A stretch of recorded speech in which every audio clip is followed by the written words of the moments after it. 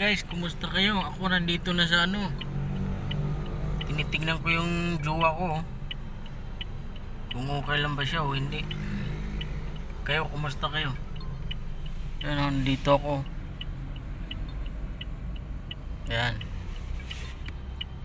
Hintay muna ng pasahero. Pag di ako sinita dito, di ako magano.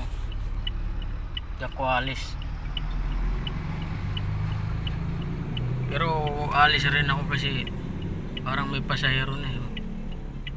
Apartment of Puro.